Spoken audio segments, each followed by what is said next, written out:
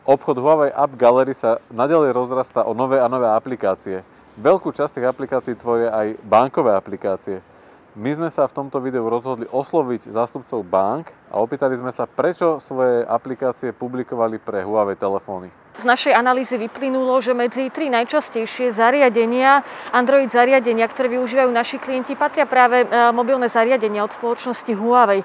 Celkovo títo klienti tvoria až 13% portfólia našich Androidových klientov a preto, keď sme boli spoločnosťou alebo slovenským zastúpením Huawei oslovení s touto možnosťou vyvíjať vlastnú aplikáciu, tak sme samozrejme neváhali. Pre mBank ako digitálnu banku je prirodzené, že chceme byť svojim zákazníkom čo najbližšie, preto sme vyvinuli vlastne aplikácie pre všetky dostupné platformy. V čase, keď sme sa rozhodovali pre podporu App Gallery, sme mali približne 30% podiel Android používateľov našej aplikácie so zariadeniami značky Huawei, čo je v podstate veľmi významná časť a bez podpory App Gallery by sme riskovali, že postupne o časť týchto užívateľov prídeme. Prirodzene nám záleží na tom, aby nášho Georgia mohol používať čo najviac ľudí. Preto sme sa rozhodli, že túto aplikáciu prinesieme aj pre tých používateľov, ktorí majú telefón značky Huawei bez Google služieb. Povedali sme si, že prečo nie. Jednak sme aj v minulosti podporovali aj platformy ako Windows Phone, Windows 10 alebo aj BlackBerry.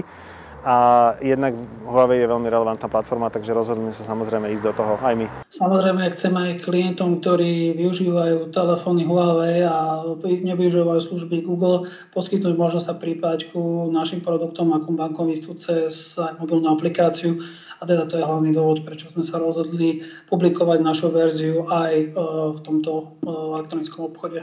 Chceme, aby zákazníci boli spokojní, aby v tom našom obchode v App Gallery našli všetko, čo je aj na tých ostatných platformách a vieme, ktoré aplikácie v tomto danom regióne sú pre ľudí dôležité a bankové aplikácie sú medzi prvými. Tým pádom ako keby ten výber toho obsahu podriadíme tomu, čo reálne tí ľudia by mali chcieť alebo chcú.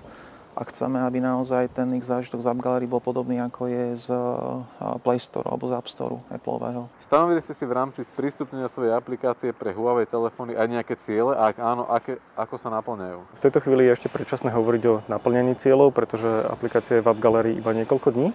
Značka Huawei je ale veľmi populárna medzi klientami mBank, aktuálne tvorí viac ako 20% z toho portfólia Android telefónov. Našou prioritou bolo udržať si klientov, používateľov aplikácie OTP Mobile Banking, aby sme sa vyhli situácii, že v podstate aplikácia banky nebude kompatibilná so zariadeniami jedného z popredných výrobcov.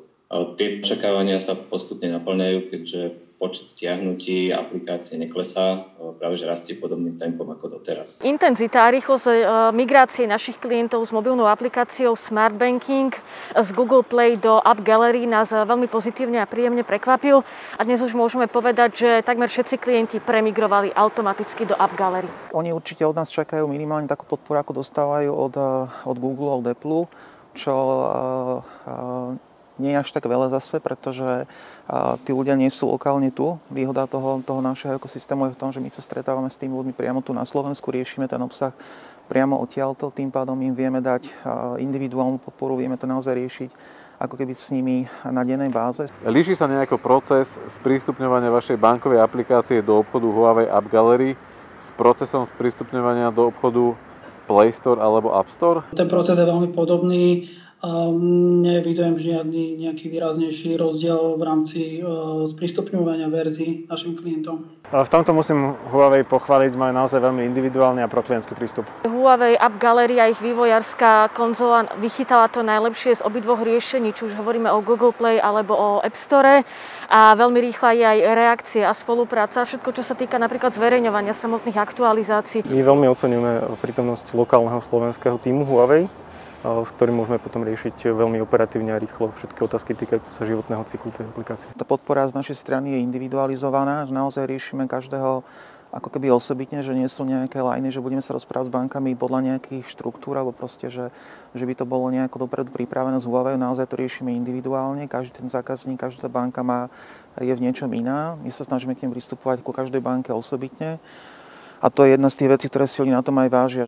Sú nejaké rozdiely vo vašej aplikácii pre Huawei a vo verzii pre iné Android zariadenia? Aplikácia pre Huawei má všetky tie isté funkcie, ako má aplikácia pre majiteľov telefónov značky iPhone alebo tých, ktorí majú operačný systém Android.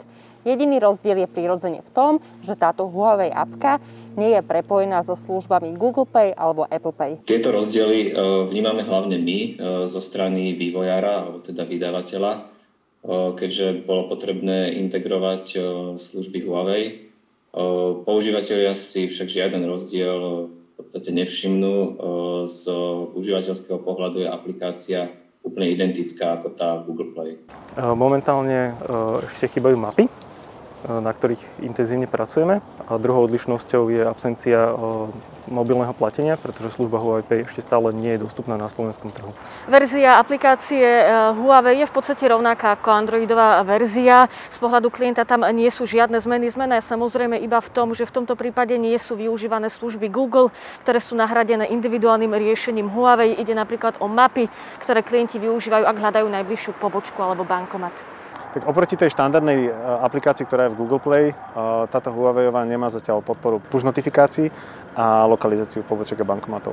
Rozdiel nie je žiadny, to znamená, že aplikácia kódovo je presne tá istá, ktorú máme teda pre klientov v rámci Google Play, s tým, že samozrejme niektoré služby sú viazané čisto na Google služby, ktoré bohužiaľ teda cez telefóny Huawei, ktoré sú bez Google služieb, nefungujú. My sa snažíme, aby tá aplikácia, ktorá je vlastne v tom našom obchode, bola presne taká istá, ako je na App Store, ako je na Play Store, ale čo je taký pravidelný rozdiel, ktorý riešime nejakou aktualizáciou, sú push notifikácie. Veľa bank potrebuje naintegrovať nejakú našu službu, ktorá vlastne nahradí tú službu ktorá by tam štandardne bola od Google. A ďalšia taká vec, ktorú riešime dodatočne, sú napríklad mapy, lebo nie každý potrebuje nachádzať ten bankomat na tej mape alebo potrebuje sa nejako k nemu navigovať. Väčšina ľudí tie funkcionality ani nepoužíva, ale my chceme, aby tá aplikácia naozaj bola u nás taká istá, ako je aj na tých ostatných obchodoch a tým pádom tlačíme tie banky do toho, že keď sa dohovára nejaká podpora, tak chceme od nich, aby ten build, ktorý pripravia pre nás, tú aplikáciu, ktorú pripravia pre nás, aby bola rovnaká, ako je na ostatných obchodoch. Plánujete v blízkej budúcnosti pridať do svojej aplikácie určenej pre Huawei zariadenia aj nejaké nové funkcie? V tejto chvíli môžeme konštatovať, že táto verzia mobilnej aplikácie plne kopíruje všetky funkcionality, ktoré sú dostupné pre používateľov aplikácie z App Store alebo z Google Play, čiže aktuálne tam nie je nutné dodávať nejaké ďalšie špeciálne funkcionality. Pracujeme na sprístupnení map. Tieto naši klienti používajú na nájdenie najbližších bankomatov alebo pobočiek mBank a tie by mali byť už čoskoro. Tak naša aplikácia v App Gallery už v súčasnosti ponúka úplne rovnakú funkcionalitu ako tie, ktoré sú v App Store alebo Google Play. Vrátane novinky, a to autorizácie kartových transakcií cez push notifikácie miesto SMS správ.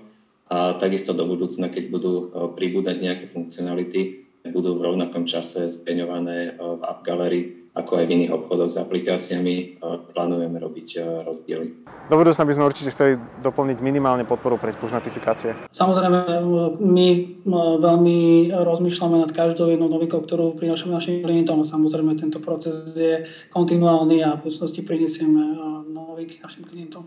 No a čo platby mobilom? Kedy si budeme môcť v obchode zaplatiť Huawei telefónom? Platby mobil sú reálne, ale to riešenie asi nezvládneme my lokálne tu spraviť, pretože budeme musieť hľadať niečo, čo nahradí Visu a Mastercard, alebo tieto štandardy, ktoré sú Huaweiu zakázané. A síce vo svete je Huawei Pay, ale ten je naviazaný na inú službu, ktorá v našom regióne nie je dostupná. A tým pádom hľadáme ako keby nejaké riešenie, ktoré by vedelo prísť skôr ako Huawei Pay.